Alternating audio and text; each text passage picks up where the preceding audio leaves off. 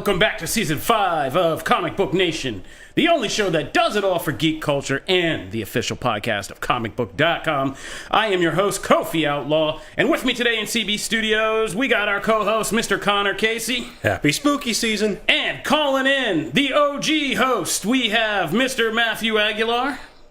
What's up, everybody? And representing for Halloween weekend, we have Sylvie, a.k.a. Janelle Wheeler. And if you can't see Janelle's impressive Loki horns, this is why you should be watching the live show, bro.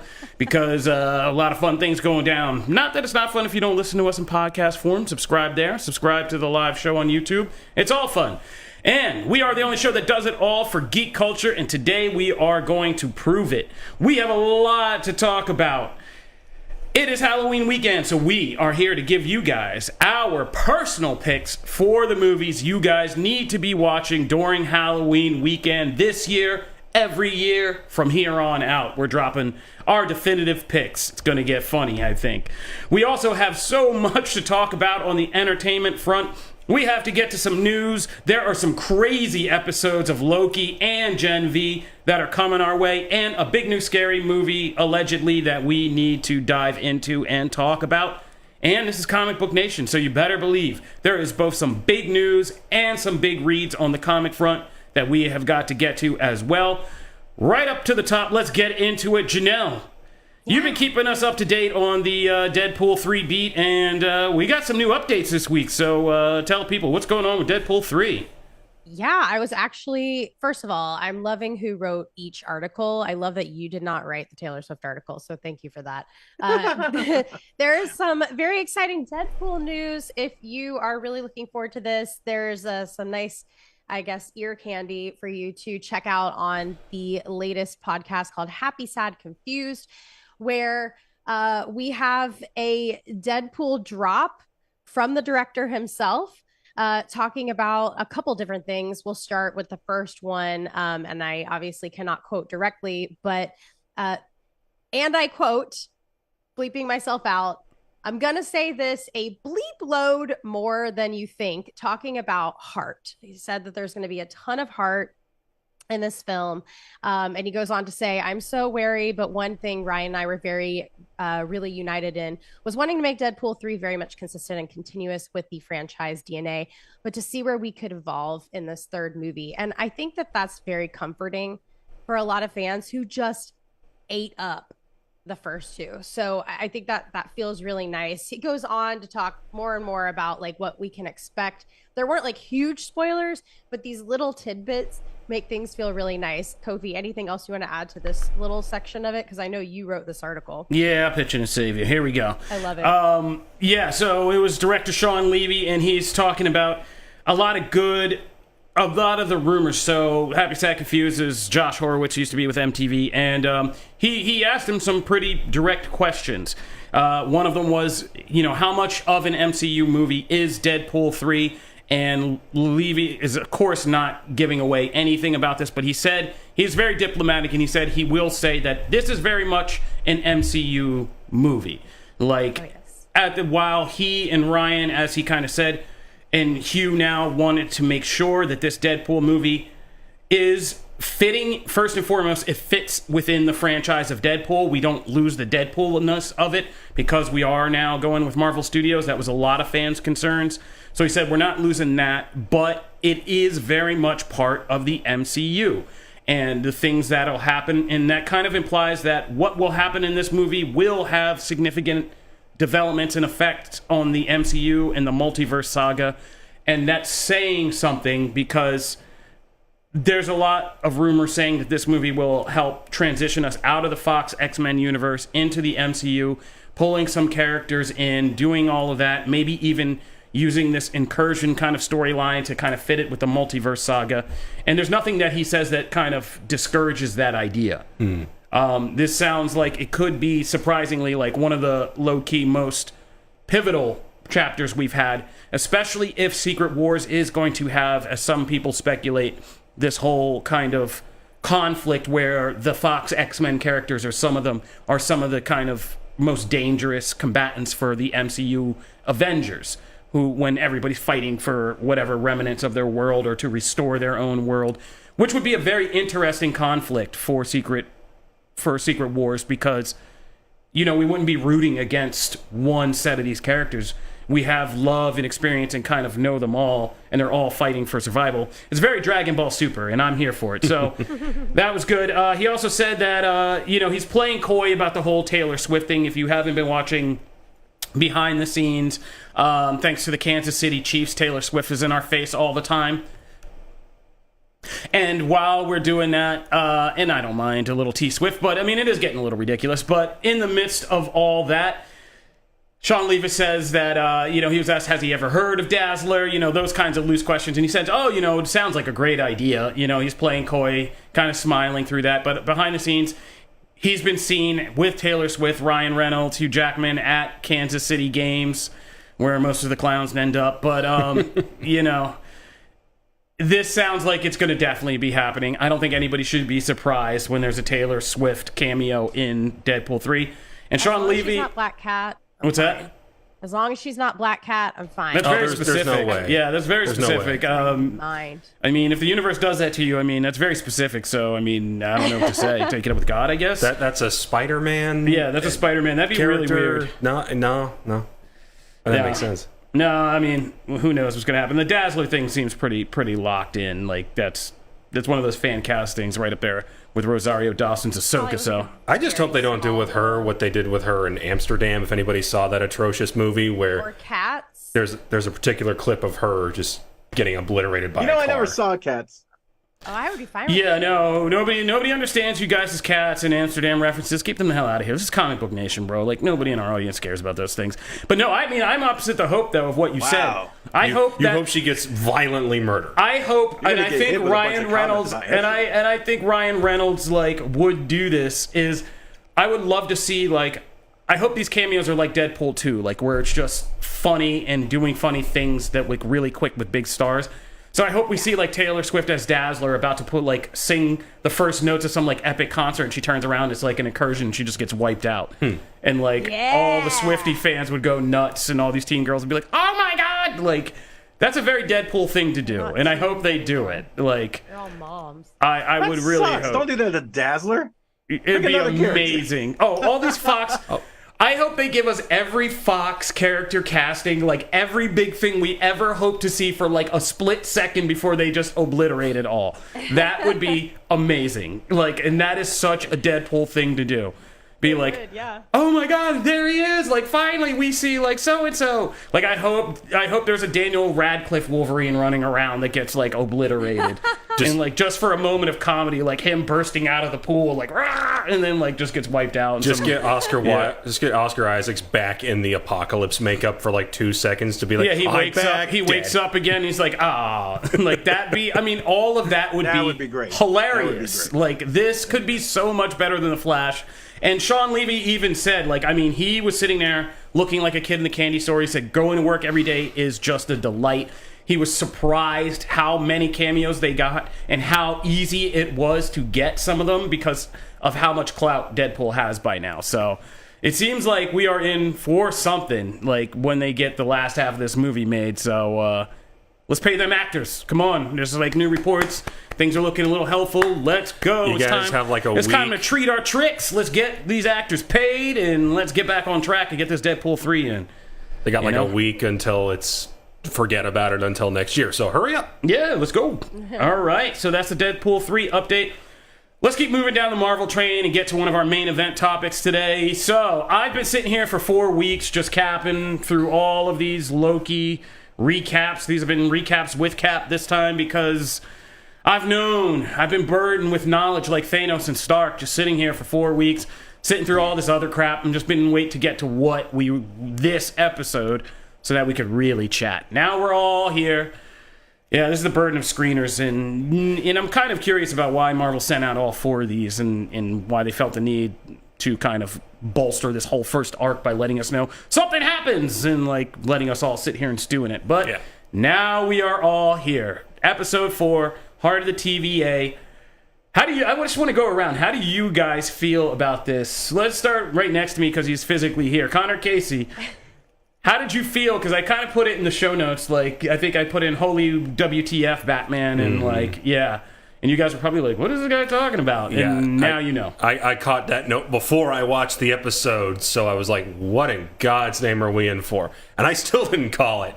I think what I love most about this show is that it's not afraid to get weird. And it's something that memorable TV shows about superheroes lately that really succeed are able to stand out. Doom Patrol, The Boys, Gen V, Legion from a few years ago. This reminded me a lot of Legion, especially this episode. Don't forget Peacemaker, your favorite. Peacemaker, obviously. So they're allowed to just do things that other Marvel shows wouldn't touch. The scene with the box where we just wipe out a good 20 people and you just hear the squelching. You don't see any of it. You just hear the noise of it. And it's brutal, and it's something where I go, this is in the same universe where I had to sit through all the crap that was Quantumania earlier this year. That's incredible.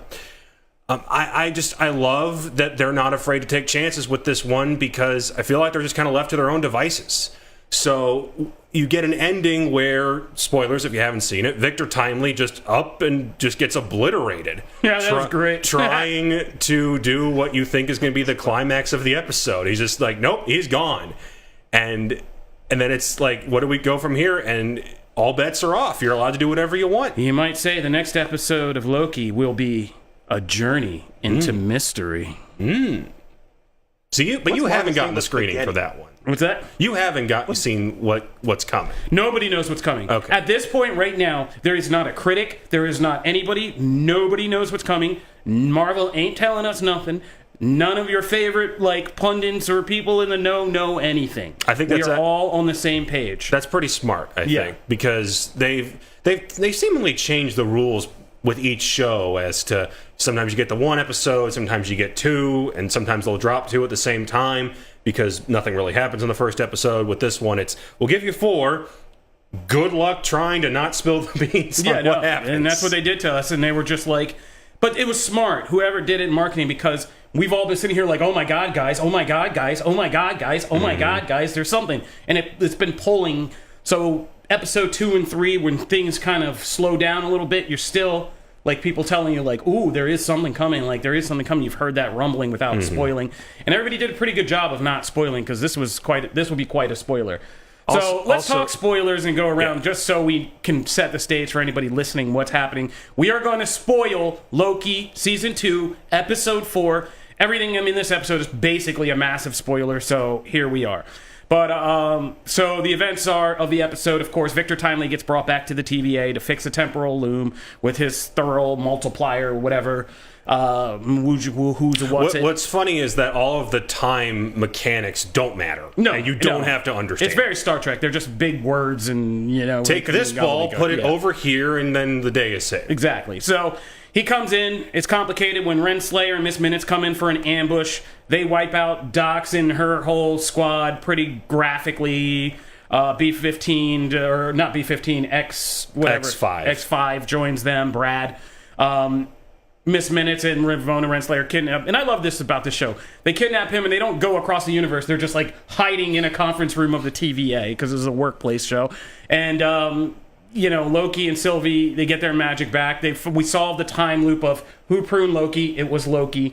Not much of a mystery on that one. No, but that was good, and it kind of reinforces the central theme of the season, which was that snake eating its tail, and they even mention it. Of it all, yeah. Yeah, they mention that. And it's like, oh, it's like a snake eating its tail. And it's like, yeah, that's the theme of this season, is that loop and causality of time, right? Mm-hmm. Just in this one, like, it's crazy, just the amount of things that you can't track anymore. Like, did the TVA create Victor Timely, Kang He Who Remains, or did he create the TVA and Ravonna Renslayer and then send all this in motion?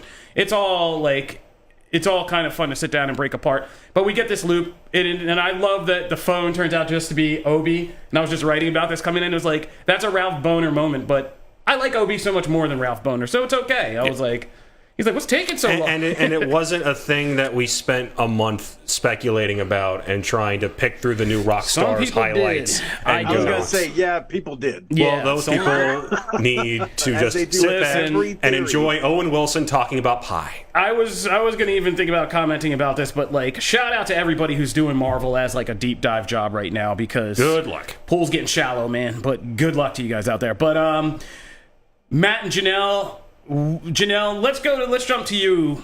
What did you think about this episode, and especially the end? Because I love when a shock. I love to see how you take a shock. It's hilarious. Yeah. I had to rewind it. I know we don't rewind anymore because we don't. I grew up in the VCR generation, but I had to skip back a little bit because I missed it so much. Like, I was trying to watch it this morning before we started the podcast on my phone, and I just it happened so fast and it was so unexpected that I didn't even like realize that it happened with the spaghetti. So I had to watch it twice. I was that shocked to wrap my head around it. So that was, I'm so like, I literally thought he was gonna like come back together, or he was gonna like float through the sky and like fix things somehow. I don't know. It was very hard for me to like let it go. I guess I sat through all of the credits waiting like, oh, there's got to be like an end credit scene, like there's got to be some kind of nothing. Nah. And I will say, like, it is so nice because this is probably one of the first times in all of the Disney Plus shows that I do not feel any reason to speculate. Like, I know one of the things we're going to hit on is like theories, and I have zero. Like, I don't have any theories. And I love that I don't have theories because I just want to see what's going to happen. Like, that makes me really excited because they left me on such a cliffhanger. I mean, like, where everything is over. I don't know where the heck we're going from here. And I love that. That's what I love most about this episode, for sure. Yeah, Matt, this is going to be a high stakes thing for these last two episodes. If I'm being honest, right? Is it? Is it? This is the same thing they did last season, man. It is. Like, everyone's dead. We know that everyone's yeah. not gone. Like, I don't know. I think in this case, the hype backfired for me because I didn't watch this till later. So like, I'd already seen like people reacting and like, oh my god, oh my god, oh my god. And so that combined with like the more duds of theories, 80 theories get put out there, and it's like the simplest thing, and that stuff annoys me with Marvel. Like, we got scarred from WandaVision, man. God, that crap annoys me because it's never that. It's so rarely that, and it's just a waste of time. So like, honestly, between that and this, and the Victor Tyler moment was cool. I was like, oh, spaghetti again, yay! Like, that's cool. But it's overall, it's good. It was a good episode. It just wasn't the thing that like sent me over the moon. I was just kind of, I think the bubble burst for me, and I just watched it after I had seen hype, because frankly, like I'm doing other stuff when it drops. Okay, so it does make you very upset. I can attest to, and I think a better way to enjoy this is to not try to theorize, because between this season, last season, whatever the hell Wanda did in Multiverse of Madness, Spider-Man No Way Home, it's like, okay, how many different ways has the multiverse been broken in the past 5 years? And how much has it mattered? It hasn't. Yeah. I think they've kind of lost the plot on that. So if it doesn't matter, just sit back and enjoy Owen Wilson and Tom Hiddleston having great banter. And that makes this show a hell of a lot more enjoyable. That's very good. It's very good banter. They are fantastic in the show. Obi is great. Like, the cast is amazing, and there's great moments. It's just the moments that are supposed to like knock me off my socks, I just haven't been, and I don't, it's a thing. Yeah, I'm so glad Victor's gone because I was so underwhelmed with his performance in that role. That was something I did want to ask, because I wasn't here last week when Timely debuted, and it looks like Majors is off the show again. How do we feel about his 2-episode performance, especially given what's being accused of him? I don't. First, I'm going to separate the real life stuff out. I'm not jumping into. I'm gonna let the courts and Yeah, couples. let him solve it, but it's also like we still don't know if this guy is going to be in future Marvel projects because of that. But I'm done. Like Matt says, I'm not theorizing my Marvel watching anymore on all this. There's too many there's too many people going down. Bro, it's been a wild week just to see the secret lives of athletes and celebrities. I'm man, I'm tired. I'm tired in the sports world. I'm tired in the entertainment world. I'm staying out of this one. But as for Majors in the show, I thought he was better in this episode where so much of the focus wasn't on him, where he had to kind of integrate with the rest of the cast. That line about when Miss Minutes is glitching and then he's like, oh yeah, the mocking isn't necessary. Yeah, like there's that's funny hilarious. asides. Like, yeah, he makes a funny aside about like, and even calling his own performance like, oh, the mocking isn't necessary. And he really wants to know about the hot cocoa machine. Yeah, like he's sweet in this episode. Him and OB and their bromance is sweet in that whole moment. Like, so I felt he was better. And this is, not, again, I said I wasn't going to get real life, and here I am about to drop a real life joke. But, he's better when he's not doing the thing we hear about Jonathan Majors in real life, when he's not, like, grandstanding and being the center of attention, when he's playing with the other people, which is what I loved about Lovecraft Country. Mm-hmm. That show was him and a whole bunch of other talented people, Journey Smollett, I forget who else, Michael, I can't believe I'm blanking on his name. He just died. Omar. Yeah, it's happening to you too now. I used to know his name back and forth. But anyway. Omar Cumming. Yeah, Omar Cumming from The Wire. Michael, I can't believe him. Michael K. Williams. Playing and bouncing off them. Like, he's good. But when he was like the center of attention and it's all like him trying to grab the limelight and do that and this and Ant-Man, not so good. Yeah. Little too overblown. But yeah, I can't wait to hear somebody, and it's not going to be my job, thankfully, but ask, like, was this always the plan for Victor Timely, that scene? Did they go back? Did they, like, do something else? Because I could see you just doing that one in the edit bay, just being like, he runs out in one version, he saves the day. Whoop! Now he's spaghetti. I think that's going to be Marvel's answer for every bad actor they have from now on. Whoop, he's spaghetti. And there he goes. But it's also like the one character that you can just kill in everything, and he keeps coming back because he's Kang. Yeah. Cockroach. Yeah, it seems like people in the comments are also agreeing this wasn't so.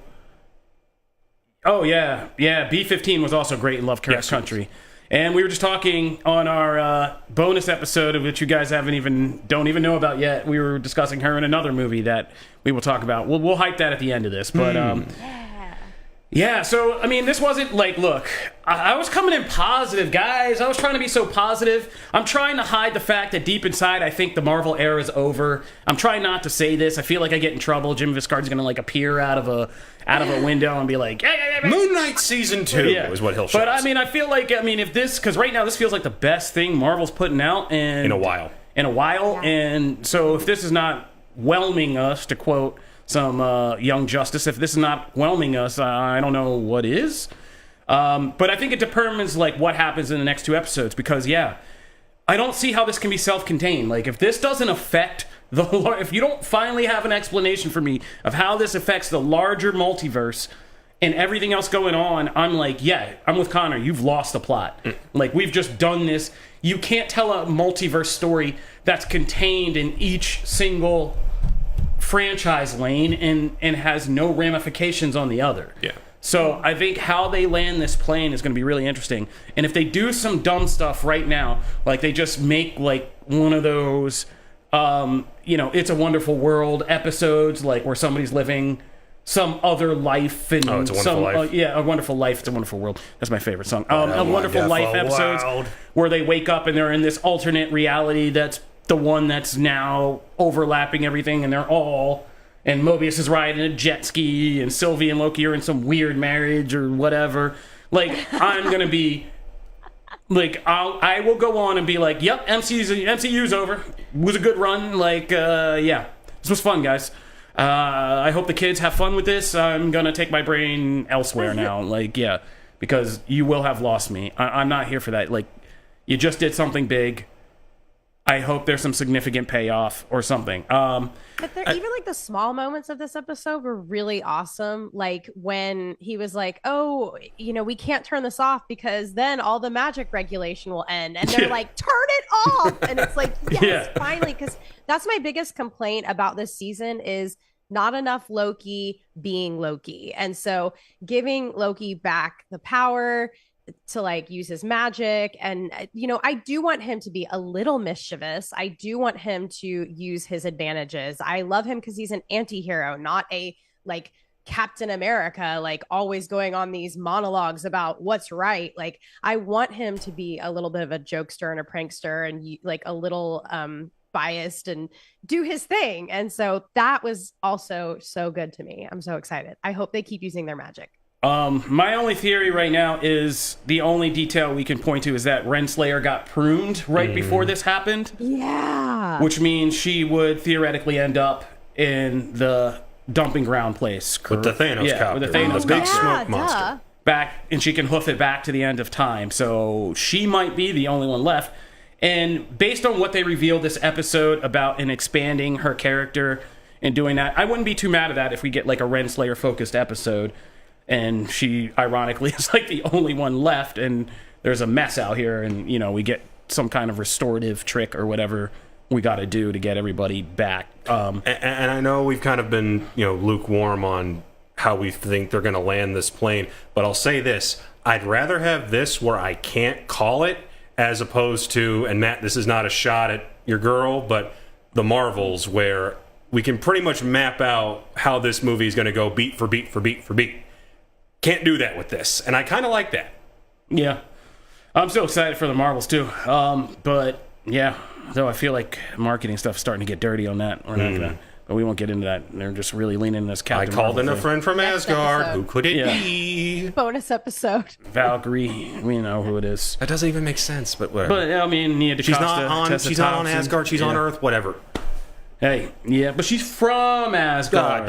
Yeah, She's in Norway. You gotta get those keywords in.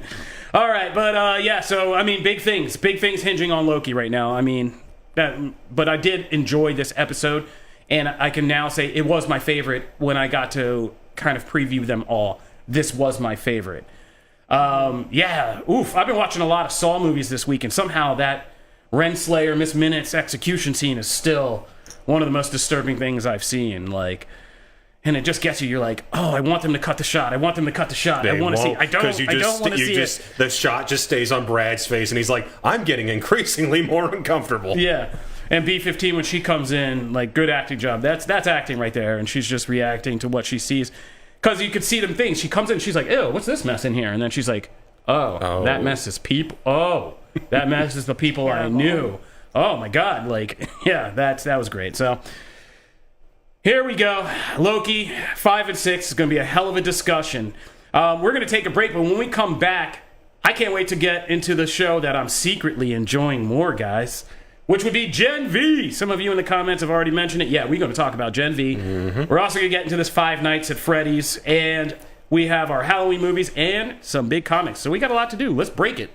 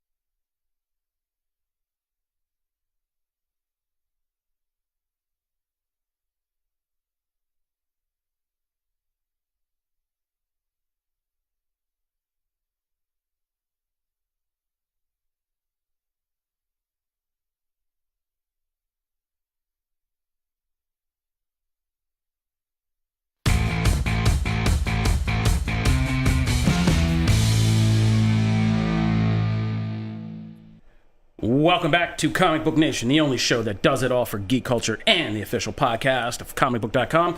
If you're just jumping in, we broke down the big new Deadpool 3 updates and the pivotal Loki Season 2 Epin. It was Epin, all right. The pivotal Loki Season 2 Episode 4, and gave our thoughts, reactions, and where the show is going as it comes into the last 2 episodes of this season. Now, let's jump over to the new scary movie. It is Halloween season, Five Nights at Freddy's. Did anybody of you guys check this out? Was I the only one who jumped in? I did. Scary. It's not it. But therein lies the irony, Janelle Wheeler. It is not. Not really scary. Not really scary at all. I've never played the game either. Neither did I. I had no idea. I have no idea why these damn kids are obsessed with this game. It's not any better than any of the games I grew up playing or anything that I've seen. It is really fun. I mean, it is. The game is actually genuinely. Yeah, but it's like it just seems like a rehash of all those like scary horror themed kind of over the top scrolling shooters we used to play in honestly, like the 90s. I blame Game Theory and the Theory YouTube channels that do all the like. Here's William Afton and all of the 10 theories you get from Five Nights at Freddy's 6 about William Afton and Chica and whatever the hell else and the Purple Man. There's lots of weird. There's like a weird underbelly of in-depth theories about this franchise that I feel like has fueled it for a decade now. Oh, Zombies Ate My Neighbors. Super Nintendo. This is what kind of this reminds me of. But anyway, we're just sticking. How is that the same? Anyway, okay, let's not get to that. Let's get to the movie. Anyway, let's just get to the movie. And I'm sticking with the movie. The point is, this movie isn't going to make me play the games. It's like just one of the most boring kind of horror movies I've seen in a long time. Like, it's not scary. Like, everything's kind of predictable. They don't show a lot of the gore or even like anything that's even that terrifying. It's just kind of weird. And the story is weirdly paced. There's this weird aside. I don't know if this is from the games, the main character and the whole backstory there, or if that was just created for the movie, but it kind of throws things off balance. If this would just been a straight up, like, I got to spend the night in this place and deal with this situation movie, that'd have been great. But it's not. It's kind of a larger character study / developing horror. And it's just like, how can nobody see, like, who the creeps are in this and, like, what's going on? I don't know. I just don't find it to be, and I've been watching nothing but horror movies for, like, the last 27 days. And so, yeah, this one is it's not funny, it's not campy, it's none of that stuff. It's just kind of overly dramatic, takes itself too seriously, isn't scary, and the animatronic monsters, this is like worse than like an 80s or 90s movie that would do the same thing. So, I don't know. That's my take. I don't think it's worth your time, even at home, but that's just me. Definitely not in a theater. I'll toss it to Matt. Maybe he'll be more positive. It's funny. It's I agree with you on a lot of your points. This movie is not really scary. However, and especially not when the animatronics are involved. I mean, the whole thing about in the games is like the animatronics. It's about the fact that you are limited by like the concessions they make in the game are kind of like the original Silent Hill, where it was kind of like, hey, you only have so much, like the graphics aren't anything to write home about, but like the tension is there because you only have so much battery power to close doors and keep the animatronics away from you for a certain amount of time. That works in a game. In a movie, they make allusions to those things, right? They're like, the electricity's off and you can only do this for so much. But like none of that stuff ends up really playing into the regular frights along the way. And the animatronics just aren't, I mean, even when they're doing kind of really screwed up things, they're not, I don't know what it is. They're just not menacing in that way. And they do that right off the bat. Like the first 5 minutes are just like someone, dying. And it still was like, okay, that was fine for whatever. What I will say is the story that you like disliked it having was the most compelling part of the whole movie for me, because it actually surprised me that 17 minutes in, there's like 2 minutes, maybe 3 minutes of animatronic death. You know what I'm saying? And like the rest of it is just about, Hutchinson's character and, him trying to fight for like custody and the screwed up thing that happened to him and when he was younger and like all that stuff. Look, as a parent, like hit really close to home for me. I didn't expect that going into this movie. I didn't expect to like. It felt like a really traumatic Law and Order episode right off the bat for like the first 20 minutes, and I'm like, okay, where's the like big, animatronic things trying to kill people? Like, where's that movie? So I don't know. I'm fine. I would recommend it for morbid curiosity on Peacock. I do not. Yeah, I wouldn't spend money to go see this in the theater. But it is interesting, and I do think some people will probably end up liking it. It did okay at the preview night. I am interested to see what it does at the box office after the weekend, because obviously there are like 90 games at this point. So if, and it's Blumhouse, right? So they make stuff on a pretty sparse budget.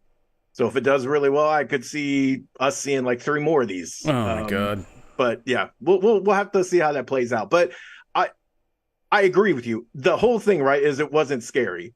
And as we'll get to in our Halloween list, for me, that's okay. As long as something else is there to drive me in. And this was weird. It was weird. It was not what I expected. I don't know if you just made a sale or made a sale against this movie. I'm not sure what's going to happen, but I'm going to let it play. That's kind of in the middle. Yeah, yeah, I don't know. We're just going to let it play. I think the decision to have it drop in theaters and on Peacock at the same time kind of tells you the confidence they have in this one. Yeah. I wasn't going to beat up on it, but yeah. Yeah. Blumhouse especially, like, Blumhouse can put out anything in a theater, usually. So I think they knew, because it's one of these weird movies where it just kind of kills the demographic chart. Horror fans are not going to like this. I doubt gaming fans are going to like the extra story and the drama that he just described tacked onto it.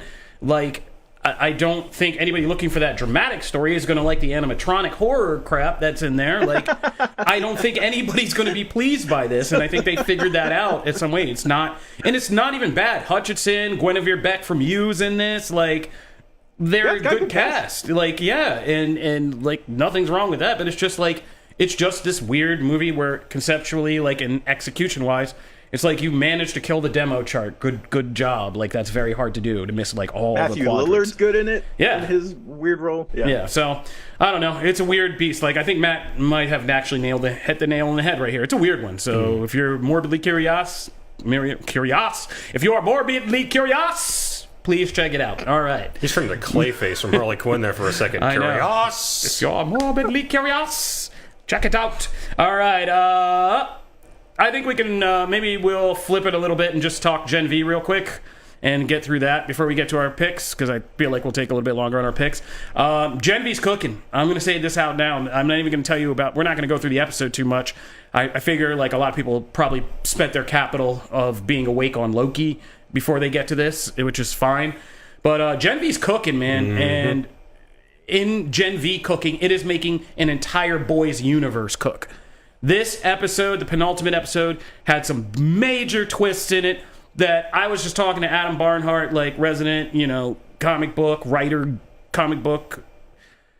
writer of comic books and writer at comicbook.com. Adam Barnhart was, we were talking on the side, and I was just like, because he said something to me about this episode going in, and it does things that I was like, I can't believe I never attached or figured out where this was building to and why this was important, why this one character is important to the boys universe and factors in to like what's going on. But we had a major kind of crossover cameo in this one, and boy, that was blowing my mind in. Yeah, literally. Yeah, quite literally. It's a mild spoiler, but Gen V is. I think Gen V might be between this and I think I was talking on the side, Lioness, Spec Ops Lioness. That might be my 2 new debut shows of the year, because, yeah, this show surprised me. I thought this was just going to be, as Janelle said, like tweeny, the boys, the tween years or something like that. And this show is relevant, important, expanding the mythos in a great way, and is already feeling like it's relevant to the boys season 4 and all that stuff. So, man, what'd you guys think? You guys enjoying Gen V? Because Matt, I think we did it last week, and I even posed it to you guys. I said, which one are you enjoying more? And Matt, you said Loki was barely edging out Gen V for you still. You still feel that way? Nah, Gen V, the pendulum has swung.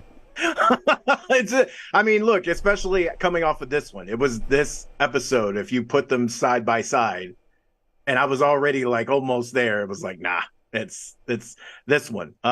Just because, I mean, like Kofi said, I mean, you said it best, so I don't need to rehash, but like it's really good at the core characters just are interesting. The ties that they are making to early boys major events in the boys and how they're tying those together and still moving that character forward and it doesn't feel forced.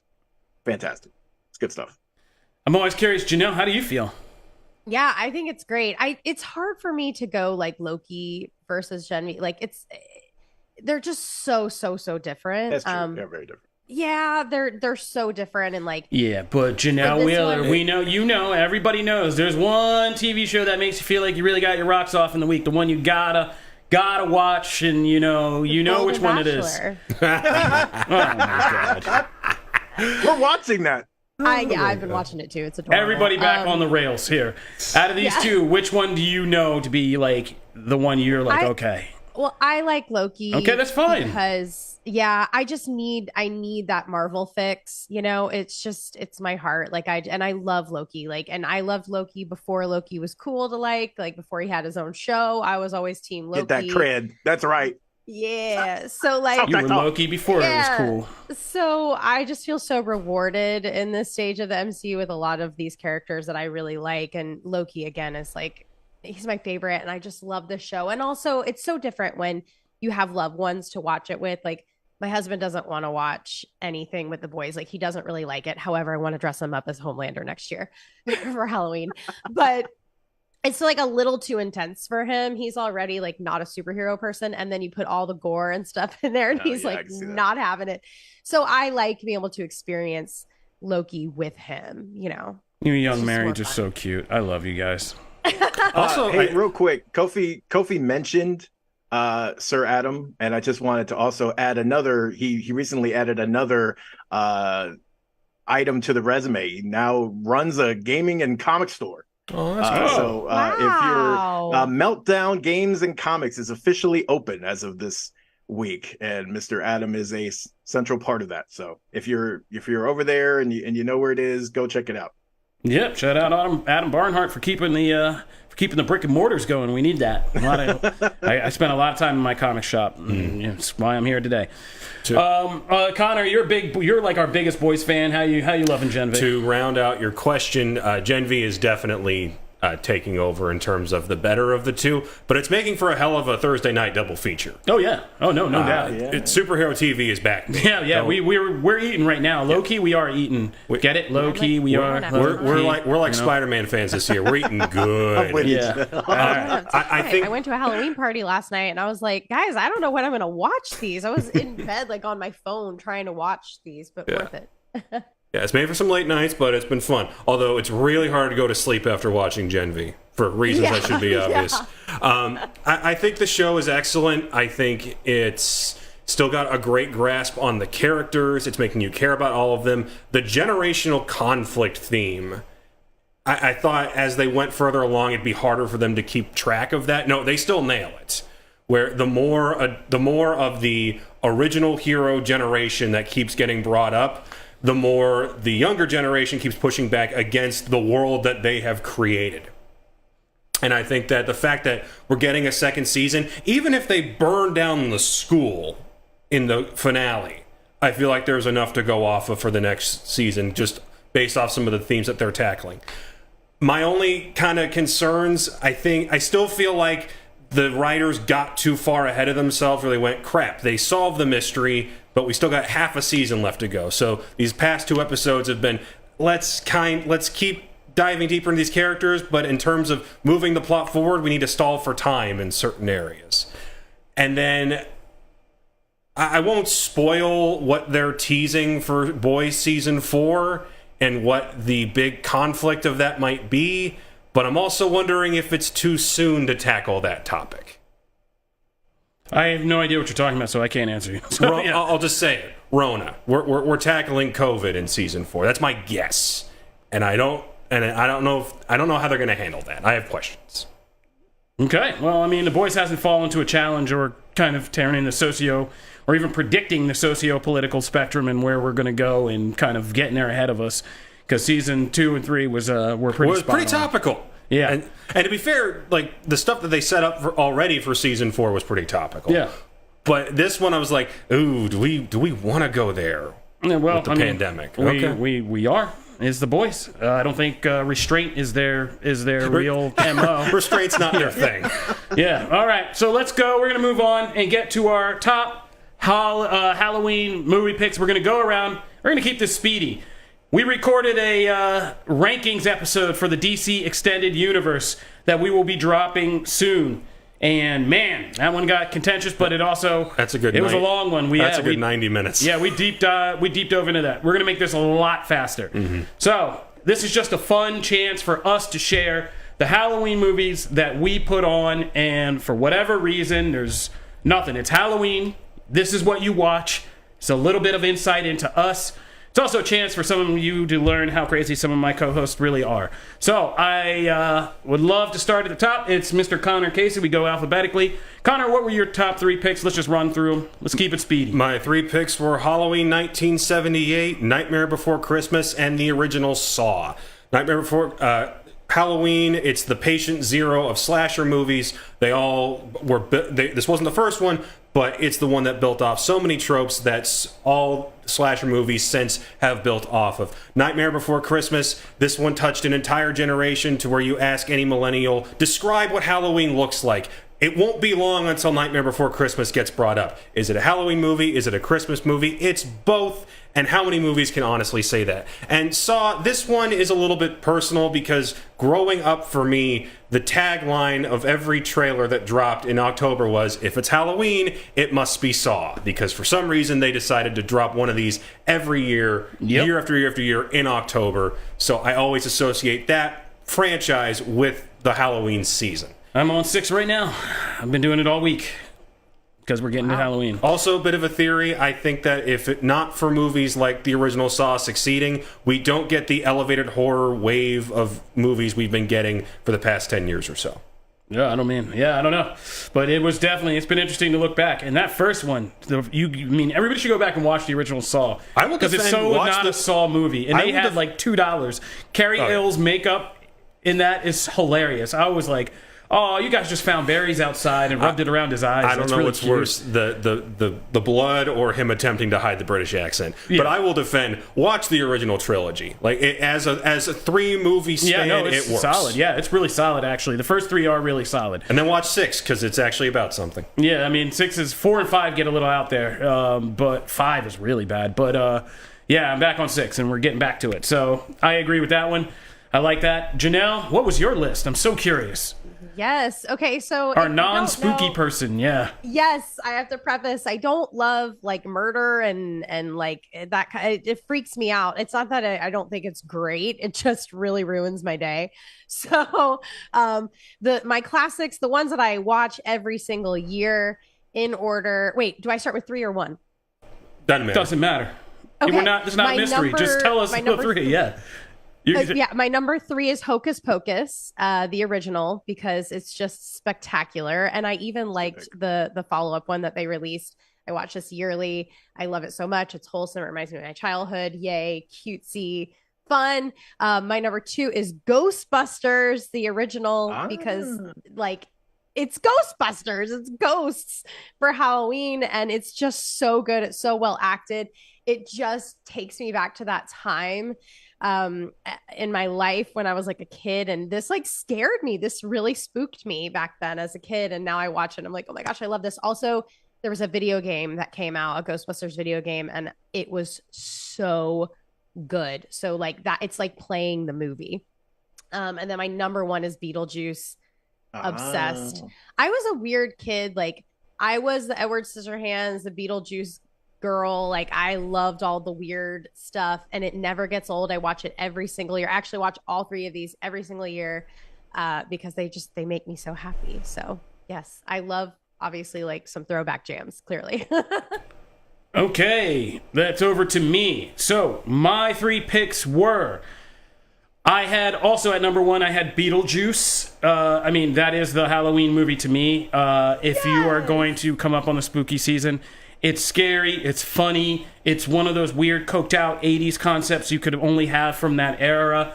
I'm trying to get my kids to watch it right now. They are soft. They're from a soft generation, and so they're a little too scared right now, but we're going to get them in there. In your kids' defense, it's a weird movie. Right, but we all came out of the 80s. I was watching Goonies when there were possibly cannibalistic, murderous families coming after you in caves. Like, you know, you got to be ready for these things. But I picked Beetlejuice number 1 because I think it is one of the all-time classic Halloween movies for everybody across the board.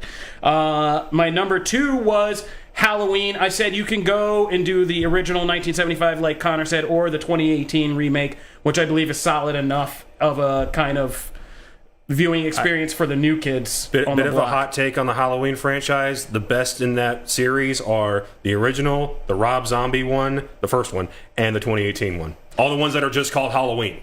That's my hot take. That's a take. Rob Zombie's second one is awful, but the first one I enjoy. That's a take. That is definitely a take to Malcolm have. McDowell as the doctor. I'm just going to get through my picks. You're killing yourself, man. You handle this on Twitter. You defend the Rob Zombie Halloween movies on Twitter. You do that. Yeah. You're getting some agreement in here. I don't know from who, but there you go. My third pick to get me out of this is The Shining. And The Shining is one that I think every year I got to bring out. And these represent kind of horror comedy, slasher horror, and the atmospheric kind of art house horror that are the 3 components I love for the entire genre. So I didn't realize that until after I gave this list in, and then I looked at it and I was like, oh, there is a method to my madness. Mm-hmm. It's all 3 kind of aspects of horror that I love, and I like to laugh, I like to be scared, I like to have that kind of artsy thing done, and The Shining does that. And it gave us the grossly underrated sequel, Dr. Sleep, from Mike Flanagan, maker of Midnight Mass, Haunting of Hill House, and more recently, Fall of the House of Usher. And if you haven't watched that, it has Ewan McGregor, Rebecca Ferguson, who is so excellent as a freaky horror villain. She is a spy in Mission Impossible, and a whole bunch of other people. So watch Dr. Sleep too. Watch the director's cut, which is really, really good. And those are my 3 for Halloween. And now, drum roll, because we've all been waiting behind the scenes. We've heard word that we are about to have our minds blown worse than the TVA at the end of Loki episode 4. These are Matthew Aguilar's favorite Halloween movies. Go. Peter has set me up for failure. Oh, no. So my number 3 is The House with a Clock in its Walls. This movie was so just like slept on. It did well at the box office and, you know, made money back and all that. But like, it just gets forgotten about. And it's Jack Black and Cate Blanchett as like a witch and a warlock. And they're like good guys. And there's this whole big arcing thing in this house. And it has all this it's really fun. It's not scary in the sense of, like we talked about earlier, right? Maybe for me, it doesn't have to be scary necessarily, but it has fun in the universe of magic and witches and warlocks and sorcerers and all that. And I just thought it was so good. We watched it on TV one night, and like I didn't see it at the theater because I completely missed it. And then I was like, oh, now it gets added to the regular carousel. So it's good. Number 2, I know I'm going to get hit on. Boo 2, a Medea Halloween. Okay, the first one sucks. The first Medea Boo sucks. It's not funny, and I was just like, oh my god, what a disappointment. And then the second one, I didn't go see in the theater because of that, because I was like, oh, it's not going to be good. And it was hilarious. Okay, it was everything I wanted the first one to be. So stupid, over the top. I love Medea movies, and it was fantastic. And then number 1 is like probably my only legit Halloween pick. Trick or Treat is like a slept on classic.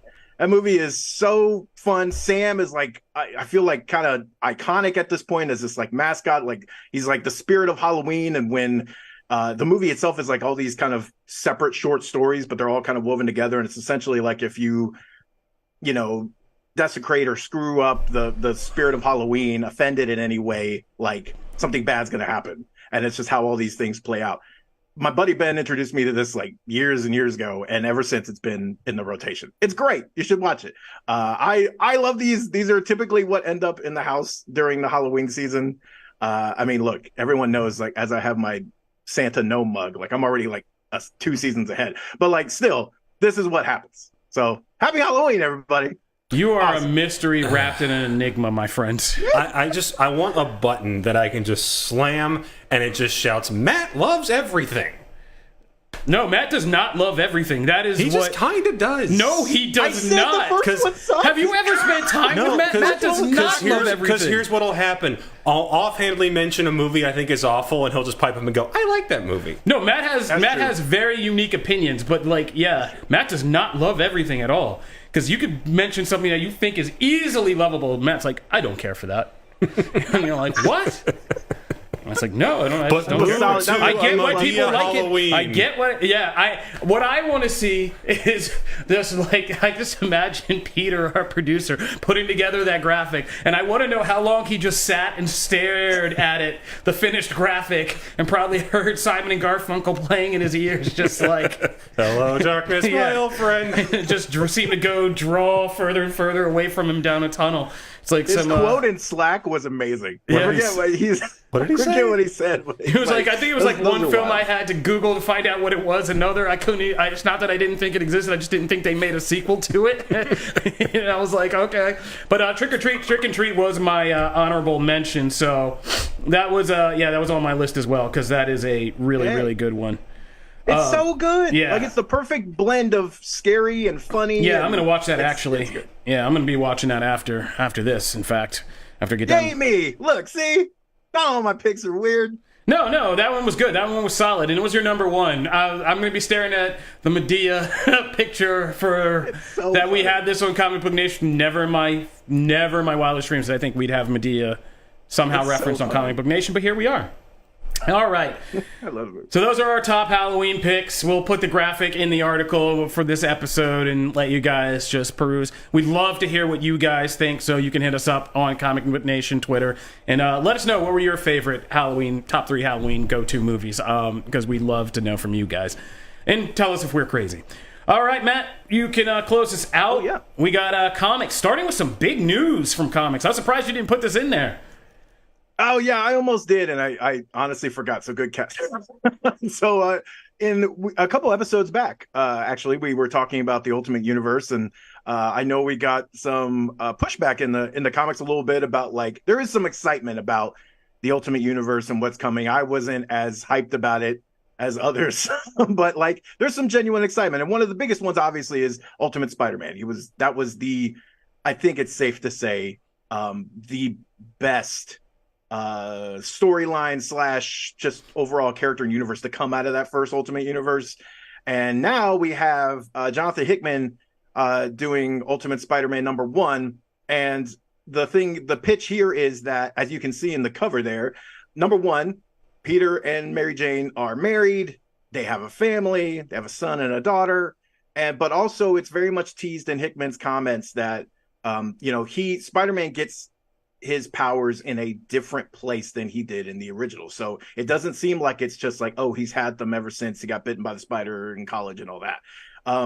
Here, it seems like he got his powers like much later on in life, and having all that mixed in with the family, mixed in with the marriage and all that is, kind of part of the stuff we've been wanting in the core main continuity of Spider-Man forever. And just dumb mandates kept that from happening. So I'm very excited for this. I think the pitch won over a lot of people. If you went on social media right after this hit, there was a lot of people like, I wasn't sold, but that's a good pitch, and I want to see what happens with that. I'll be honest, at least we know for Ultimate Spider-Man, it's got people hooked. When this went in, and I think you wrote up the article, and I saw what angle you were taking, it was like, this new comic's going to have Peter and Mary Jane be married. And I was like, is that enough? I was like, shouldn't we be like, oh, they're older, oh, they have kids? No, I was very wrong. As soon as you put that out, people were like, oh my God, they're married again? Ah! And I was like, okay, this is a much bigger deal than I thought it was. Like, yeah, no, people are kind of things. And I would like to just say, as a personal gloat, I called this. Like, when I did the article where Hickman said he was working on something, but he refused to say what it was. And I was like, okay, there's only a couple things, because he said it was a character he would never work with. And I was like, what could that be? And then he was like, oh, but they gave me this angle that finally that I wanted that they wouldn't do. And I was like, oh, it's probably going to be like Spider-Man. And I was like, yeah, I can see him doing Spider-Man. Although I didn't think he would go in this direction. I thought he would do some like better Spider-Verse, like bigger chart thing. Yeah. This is way more personal, and I'm kind of really here for it. And I think it's smart because there's a bunch of us, like me and Matt, people who grew up with Spider-Man who are now parents and like older and, you know, have to deal with a lot of stuff. And so I am terrified, though, as many people said in the darkness of Marvel Twitter, like, oh, some Parkers are dying, right? Yeah. Like, we're going to lose some of these Parkers, right? It's like they gave him two. One of those kids is getting a Sophie's Choice, two right? kids concerns me. There's got to be a Sophie's Choice in this whole thing, right?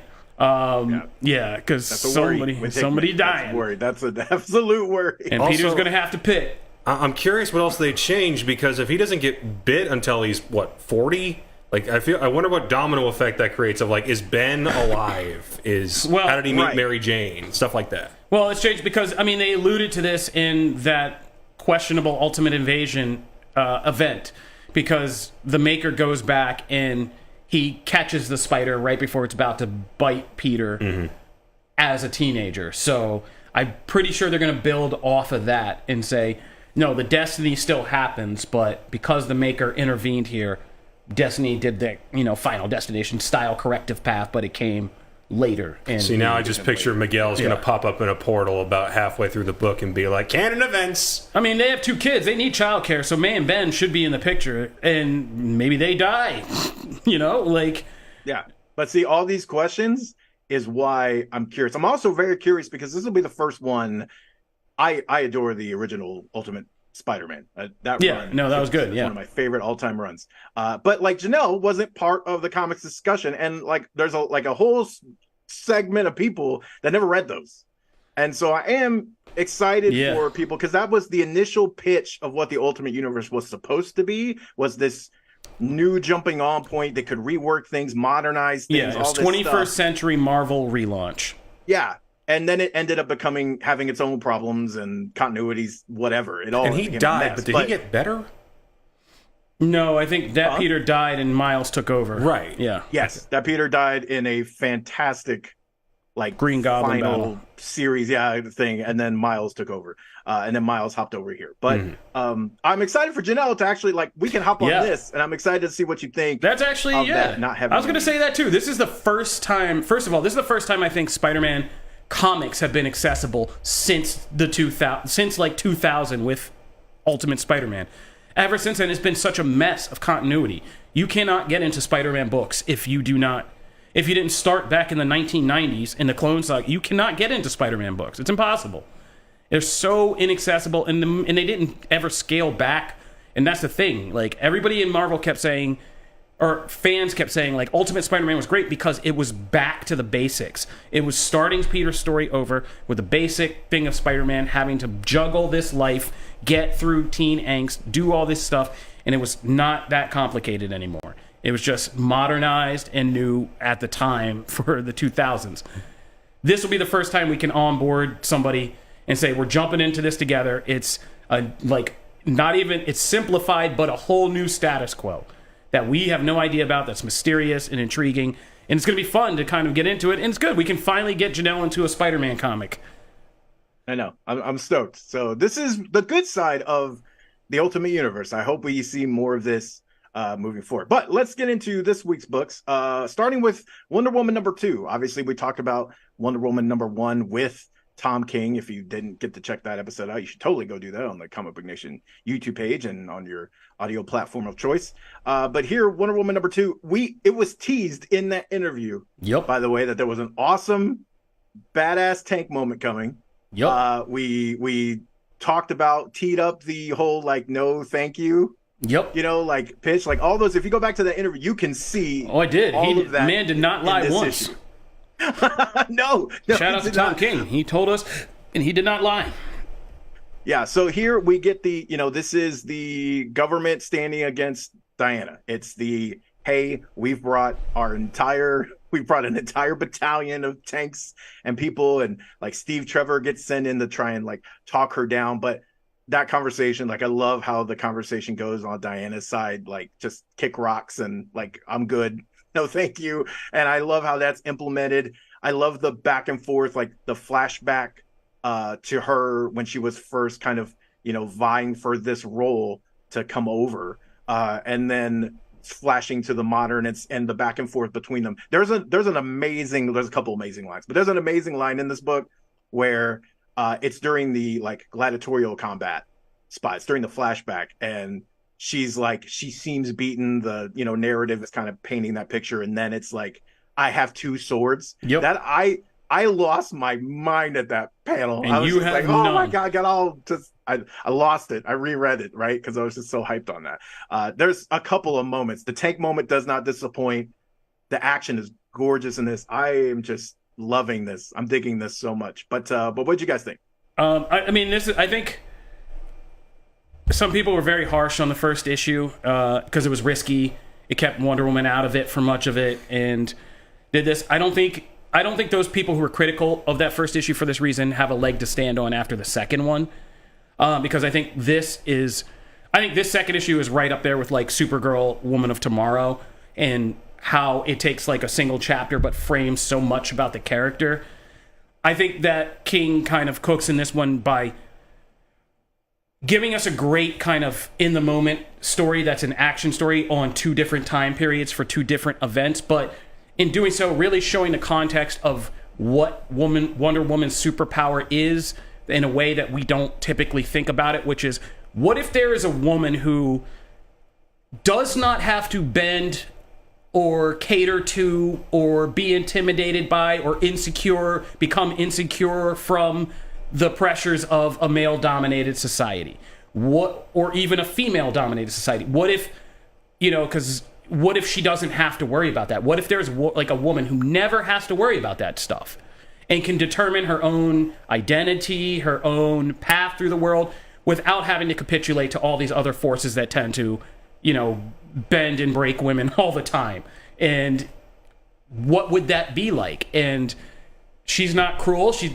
It's not like she jumps to being a man like, oh, I got the power now, I'm gonna lay my nuts on everybody. Like, it's not like that. She is quiet. She's not quiet, but she's just self-determined. She says, no, I don't want this. Yes, I want that. Look, I don't want to hurt anybody. I'm not going to do what you want. And if you start it's going to be something, but I don't want to hurt you. She repeats that like many times to everybody she fights. And in the end, it's not her physical, and especially in the sword moment, it's not her physical brutality and power. It's her ability to be tough and to be resolute in who she is that makes her powerful. She pulls the sword out of her own belly and then says, now I have two and you have none. And you're not, and basically says, like, in so many words, like, you're not going to take what I just took. If I do it to you, you're done. Like, and the girl's like, oh yeah, I'm going to surrender.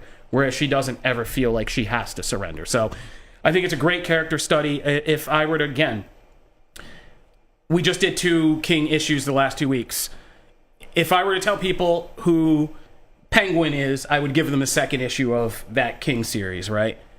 The second issue. And where he kind of breaks the help down. And if I were to if people ask me who Wonder Woman is, I would give them like an issue like this and be like, this is a great example of who Wonder Woman is. I also like that she takes like a bunch of male phallic symbols and drops them on their head and is like, I'll bash you with your own tanks. You want to send your big poles at me, I'll bash you with them. And like, yeah, that was funny. So art storytelling in this was pretty glorious to me. Janelle, what'd you think?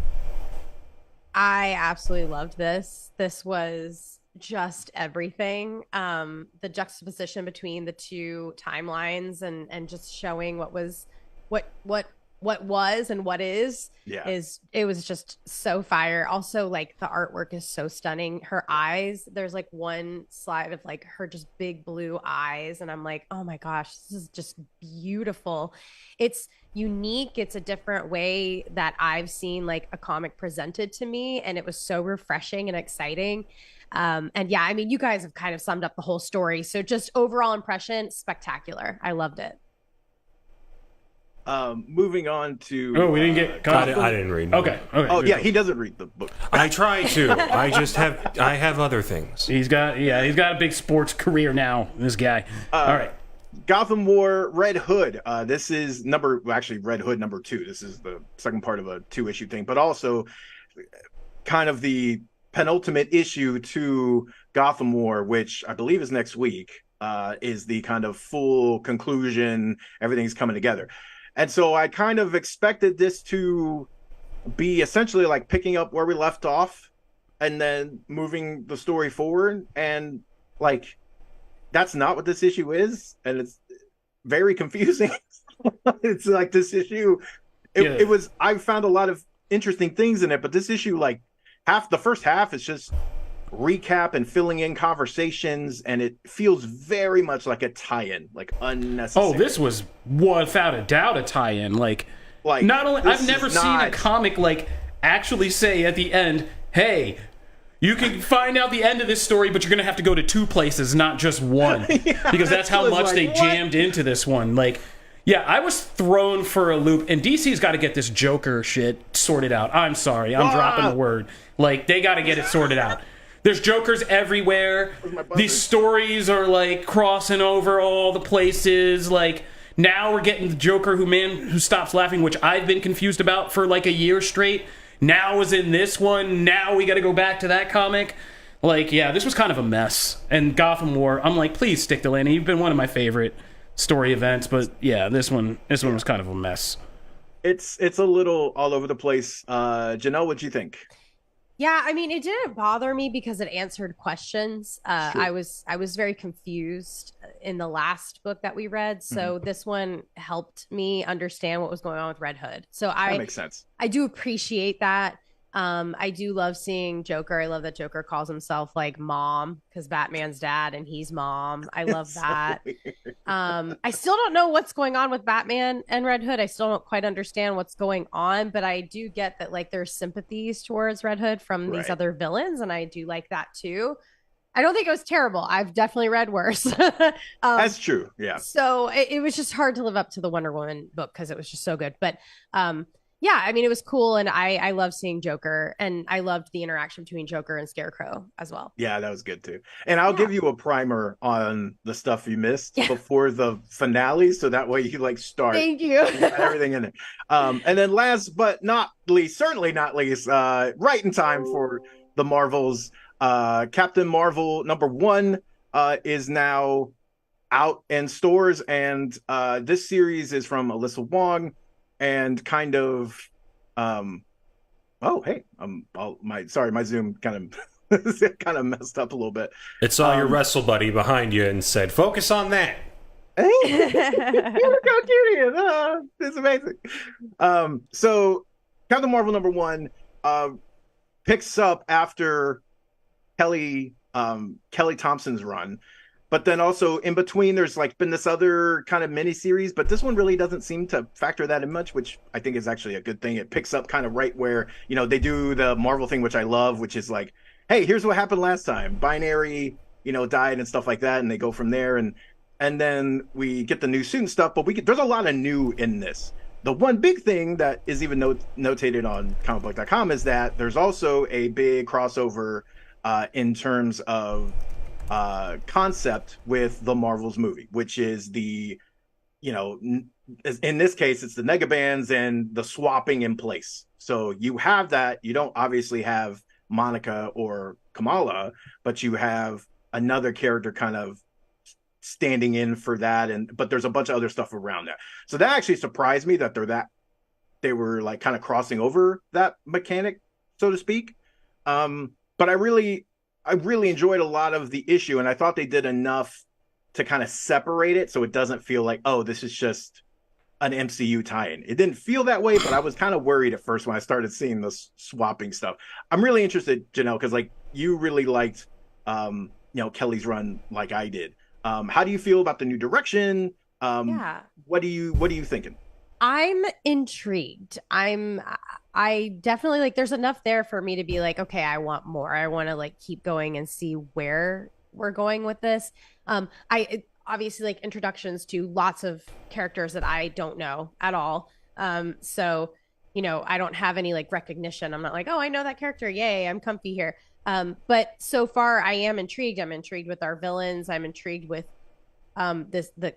is it a teenager? Is she young? Like she's the one that she's a newer character too. And so it's kind of like seems, she seems younger than obviously Carol, but like I don't know exactly. And I like that. Like I'm into her. I definitely can't wait to get to know her more. So I wouldn't say like it's the best issue of the week, but I'm interested, and that's good because keeping me wanting more and wanting to like see where it's going is a great thing. I just want to know what's going on with Captain Marvel. Yeah, same. And they in previous interviews and stuff, they said that her character is like kind of on purpose incredibly different than Ms. Marvel. Like they made sure to like go a different way with that character for that reason, so that they could contrast. So I'm excited for that. And oh my god, it's gorgeous. I love the new suit. The new suit is dope. So very excited for that. So anyway, that is comics for you this week. All right, that'll do it for this episode of Comic Book Nation. In addition to our live show today, we will have a bonus episode coming, I think after the weekend, where we rank the DCEU movies. We jumped into all 15 because nobody cares about Aquaman 2, and so we were like, let's just do it. And we rank all of the DCEU movies, and people's lists are pretty crazy. There were some similarities, but there were some very distinct differences in our lists. And you want to check that out because it was a fun little debate. And I think the words "your list was trash" was spoken at some points. There were maybe a few fists thrown. I'm not recalling. You're gonna have to check it out and see what goes down on that bonus episode. But we'll get a little promo out to remind you about that. But that does it for the regular episode of Comic Book Nation. Be sure to subscribe on YouTube. That's Comic Book, all one word, -Nation. And subscribe to our audio feed. You can do it on Apple Podcasts, Spotify, and your other podcast platforms. If you want to talk to us on Twitter, you can hit us up at Comic Book Nation, or you can find me at Kofi Outlaw. You can find me at Connor Casey CBS. You can find me at Matt Aguilar CB. You can find me at Janelle Wheeler. That'll do it for this episode. Thank you, everyone, as always, for joining us live. We love the CBN community. See you guys out there next week. And also, when we have a chance, tell us what you thought about our DCEU rankings. See you guys next week. Peace. Later. Peace.